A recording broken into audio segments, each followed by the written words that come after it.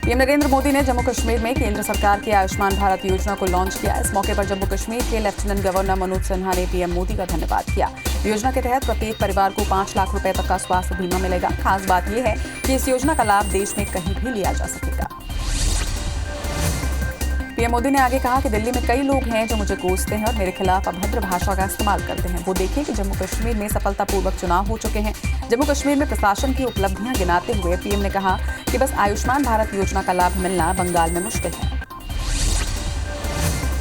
इस दौरान केंद्रीय गृह मंत्री अमित शाह असम के गुवाहाटी से वीडियो कॉन्फ्रेंसिंग के माध्यम से जुड़े। उन्होंने कहा कि जम्मू कश्मीर में स्वास्थ्य के क्षेत्र में इंफ्रास्ट्रक्चर को बढ़ाने के लिए नए अस्पताल बनेंगे। अब जम्मू कश्मीर के हर नागरिक को फ्री में 5 लाख रुपए तक का स्वास्थ्य बीमा मिलेगा।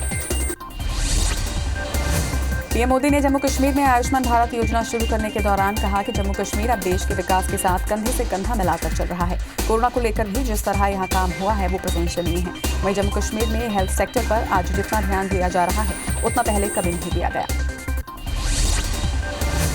कार्यक्रम में पीएम मोदी ने आगे कहा कि सीमा पर होने वाली सेलिंग हमेशा ऐसे चिंता का विषय रही है। इसके समाधान के लिए बॉर्डर पर बंकर बनाने का काम तेज किया जा रहा है। वहीं संवेदनशील जगहों पर बड़ी तादाद में न सिर्फ बंकर बनाए गए हैं बल्कि नागरिकों की सुरक्षा के लिए सेना और सुरक्षा बलों की भी खुली छूट दी गई है।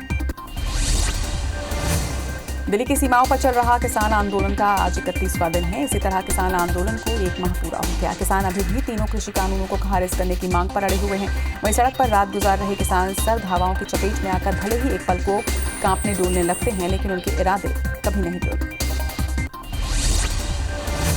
पूर्व सीएम और राज्यसभा सांसद दिग्विजय सिंह ने कहा कि पूरे देश में किसानों के खिलाफ जो कानून आया है उसके खिलाफ किसान आंदोलन कर रहे हैं। उन्होंने प्रधानमंत्री पर निशाना साधते हुए कहा कि मोदी किसानों के साथ अन्याय कर रहे हैं। उन्होंने आगे कहा कि मध्य प्रदेश के किसान भोले भाले हैं और कांग्रेस भी सो रही है। उन्होंने अपील की कि जागो और पदयात्रा में शामिल हो। मध्य प्रदेश में धर्म स्वातंत्र विधेयक 2020 को मंजूरी दे दी गई है। आज हुई शिवराज कैबिनेट का विशेष बैठक में इस पर मुहर लगी। वहीं लव जिहाद के मामलों के खिलाफ इस विधेयक को मंजूरी दी गई है। इसमें 5 से 10 साल तक की कैद की सजा का प्रावधान किया है। वहीं अलग अलग स्थितियों में सजा के अलग अलग प्रावधान किए गए। अधिनियम के उल्लंघन पर अर्थदंड का भी प्रावधान है।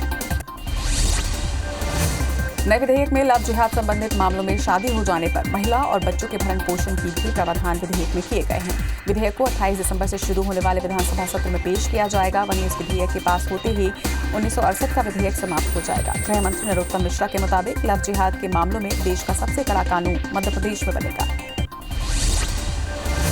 वहीं धर्म स्वातंत्र विधेयक पर सीएम शिवराज सिंह ने कहा कि ये कानून लाना जरूरी है। बेटियों के साथ अन्याय हो रहा है। वहीं चुनाव लड़ने के लिए नाबालिगों से शादियां की जा रही हैं। उन्होंने कहा कि सरकार के पास ठोस साक्ष्य है, उसके आधार पर ही कानून को सहमति दी जा रही है।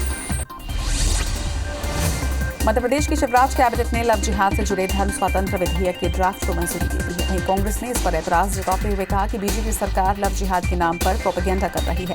कांग्रेस विधायक सज्जन सिंह वर्मा ने आरोप लगाया कि पश्चिम बंगाल में चुनाव होने हैं और हिंदू मुस्लिम की सियासत के जरिए बीजेपी वोटों का ध्रुवीकरण करने की फिराक में है। मध्य प्रदेश में विधानसभा के शीतकालीन सत्र के पहले दिन कांग्रेस विधायक किसान आंदोलन के समर्थन में ट्रैक्टर में विधानसभा पहुंचेंगे। कांग्रेस विधायक सज्जन सिंह वर्मा ने इस बात का दावा किया है। ट्रैक्टर ट्रॉली पर प्रतिबंध और विधानसभा के बाहर धारा 144 लगाने के कलेक्टर के आदेश पर उन्होंने कहा कि किसी में दम हो तो कांग्रेस के विधायकों के ट्रैक्टरों को रोक कर दिखाए। मध्य प्रदेश विधानसभा सत्र से पहले कर्मचारियों के कोरोना वायरस निकलने को लेकर पूर्व मंत्री पीसी शर्मा ने सवाल उठाए हैं। सरकार पर आरोप लगाते हुए उन्होंने कहा कि सरकार भ्रम फैला रही है। सिर्फ एक कोरोना मरीज विधानसभा में निकला है। वहीं प्रोटेम स्पीकर की कार्यप्रणाली पर सवाल उठाते हुए पूर्व मंत्री ने आरोप लगाया कि वे सत्ता पक्ष के हिसाब से निर्णय कर रहे हैं। मुरैना पहुंचे मंत्री प्रद्युमन सिंह ने नरसिंहपुर में बिजली के मामले में 5 किसानों को जेल भेजे जाने पर कहा कि हम इसकी जांच करवाएंगे और जो भी दोषी अधिकारी होंगे उनके खिलाफ कार्रवाई की जाएगी। प्रदेश की बीजेपी सरकार किसान हितैषी सरकार है। छत्तीसगढ़ भाजपा का प्रशिक्षण कार्यक्रम जोर शोर से जारी है। प्रदेश स्तरीय मंडल प्रशिक्षण कार्यक्रम के तहत रायपुर में 2 विधानसभा के तहत आने वाले मंडलों का प्रशिक्षण कार्यक्रम एक साथ शुरू हुआ। पहला कार्यक्रम टाटीबंध स्थित एक मैरिज प्लेस में रखा गया। वहीं दूसरा कार्यक्रम एकात्म परिसर में आयोजित किया गया। पिछले 25 दिनों में भाजपा सांसद ज्योतिरादित्य सिंधिया तीसरी बार भोपाल के दौरे पर आए हैं। सिंधिया सीहोर में बीजेपी के प्रशिक्षण शिविर में शामिल होने के लिए भोपाल पहुंचे। वहीं उन्होंने कहा कि पार्टी में हर वर्ग के व्यक्ति को प्रशिक्षण दिया जाता है। यहां से आगे का रास्ता तय होता है। इंदौर में मेयर का पद आरक्षण मुक्त हो जाने के बाद बीजेपी में एक अनार 100 बीमार जैसे हालात अब बन गए हैं। बीजेपी विधायक से लेकर पार्टी के सीनियर नेता मेयर पद की दावेदारी कर रहे हैं। ऐसे में बीजेपी के मेयर प्रत्याशी का फैसला दिल्ली से होने की संभावना है। नामों का पैनल जल्द ही भोपाल और दिल्ली पहुंचाया जाएगा। बीजेपी विधायक बृजमोहन अग्रवाल के खिलाफ कांग्रेस ने कार्रवाई की मांग की है। दरअसल बृजमोहन अग्रवाल कोरोना पॉजिटिव हो गए हैं, जिस पर कांग्रेस प्रवक्ता सुशीलानंद शुक्ला ने कोरोना प्रोटोकॉल का उल्लंघन करने का आरोप उन पर लगाया है। उनका कहना है कि सैंपल देने के बाद कई कार्यक्रमों में वो शामिल हुए हैं। बीजेपी से भी उनके खिलाफ कार्रवाई की मांग की है। नए साल के जश्न के लिए रायपुर जिला प्रशासन कड़ी गाइडलाइन जारी कर रहा है। ओपन लॉन के उपयोग पर रोक लगाई गई है। इसके साथ ही सिर्फ 200 लोगों को ही एक आयोजन में जाने की अनुमति होगी। इसके साथ ही न्यू ईयर सेलिब्रेशन के समय में कटौती की गई है। इस गाइडलाइन में जश्न की तैयारी कर रहे होटल और लॉन वालों को निराशा हुई है।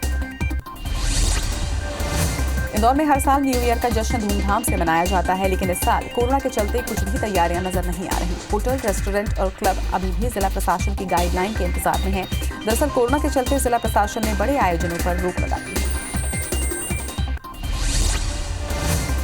रायगढ़ नगर निगम में शामिल किए गए 8 वार्ड को फिर से पंचायत बनाने के मामले ने अब तुल पकड़ लिया है। पार्षदों ने इसको लेकर आपत्ति दर्ज करवाई है। वहीं पार्षदों का कहना है कि अगर वार्डों का पंचायत में विलय होता है तो उनका पद समाप्त हो जाएगा। ऐसे में वे इसी शर्त पर विलय को तैयार होंगे जब उन्हें सरपंच का पद दिया जाएगा। कांकेर जिले के पखानजोर के करका घाट और तुंद्रा घाट बीएसएफ कैंप को हटाने की मांग को लेकर ग्रामीणों ने अब मोर्चा खोल दिया है। कैंप को हटाने की मांग को लेकर ग्रामीण 4 दिनों से धरने पर बैठे हुए हैं। वहीं इस कैंप के खिलाफ 103 जनप्रतिनिधि एसडीएम दफ्तर पहुंचे, जहां सरपंच, जनपद सदस्य, जिला पंचायत सदस्य सामूहिक इस्तीफा देने पर अड़े हैं। खरगोन जिले के कसराबाद इलाके में 2 पक्षों में रेत की रॉयल्टी को लेकर विवाद हुआ। इस विवाद से 2 ट्रैक्टर चालक और 1 ठेकाकर्मी घायल हुए हैं। तो वहीं रेत कंपनी के कर्मचारी पर हवाई फायरिंग का भी आरोप है। दोनों पक्षों ने कसराबाद थाने पहुंचकर शिकायत दर्ज करवाई। ग्वालियर जिले में शाख सहकारी समितियों का बड़ा घोटाला सामने आया है, जिसमें समिति प्रबंधक और ट्रांसपोर्टर के गठजोड़ ने उत्तर प्रदेश के धान से ग्वालियर जिले के सरकारी गोदाम भर दिए हैं। ये फर्जीवाड़ा इतने बड़े पैमाने पर किया गया है कि विभाग भी हैरान है। वहीं विभाग के अधिकारी मामले की जांच में जुटे हैं। पत्थलगांव के कोतबा में फर्जी ऋण पुस्तिका के माध्यम से धान बेचने वाले आरोपी शबीर साय को पुलिस ने गिरफ्तार किया है। इसके साथ ही 196 बोरी धान जब्त किया गया है। ये कार्रवाई मंडी अध्यक्ष की शिकायत पर की गई। वहीं पुलिस इस गिरोह में शामिल अन्य लोगों की भी तलाश कर रही है। खरगोन की कसराबाद पुलिस ने एक वाहन से 70 पेटी देशी और विदेशी शराब जब्त की है। इसके साथ ही 3 तस्करों को वाहन के साथ गिरफ्तार किया। जब्त शराब की कीमत करीब 3 लाख रुपए बताई जा रही है। वहीं आरोपी शराब को लोहारी से बड़वानी ले जा रहे थे, लेकिन मुखबिर की सूचना पर ओझा गांव के पास घेराबंदी कर पुलिस ने उन्हें पकड़ लिया। रायपुर जिले के बेलदार शिवनी गांव में चाकूबाजी से एक युवक की मौत हो गई है। बता दें कि गांव में कार्यक्रम के दौरान 2 पक्षों में विवाद हो गया। बीच बचाव के चलते युवक को चाकू लगने से उसकी मौके पर ही मौत हो गई। तो वहीं आरोपी युवक मौके से फरार है। पुलिस जांच में जुट गई है। रायपुर के भानाकड़ी में जमीन विवाद के चलते ढाबा संचालक की हत्या कर दी गई। वारदात के बाद आरोपी ने थाने में मंदिर चौक में जाकर सरेंडर भी कर दिया। पुलिस के मुताबिक सीआरपीएफ कैंप के आगे बहानाकारी में जमीन खरीदने वाले प्रभात चौधरी का उसी गांव में रहने वाले चाय दुकान चलाने वाले शत्रुघ्न खोसले से विवाद हुआ था।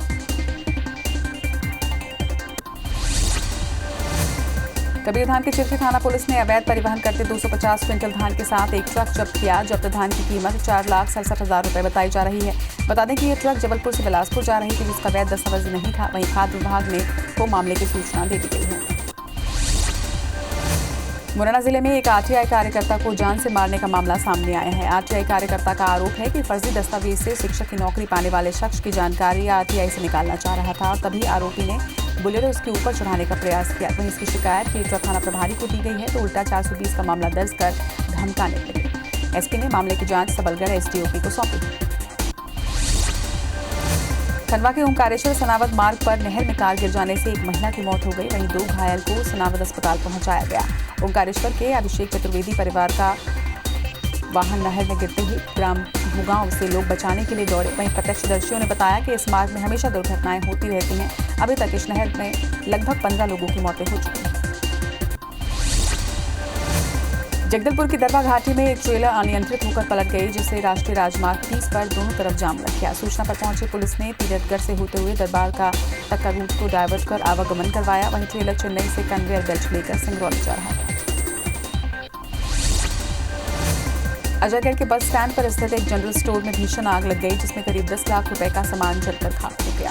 वहीं सूचना के देने के बाद 2 घंटे के बाद लगभग पन्ना से दमकल की गाड़ी मौके पर पहुंची। आग कैसे लगी अब इस बारे में पता नहीं चल पाया है। फिलहाल आग बुझाने की कोशिश जारी है।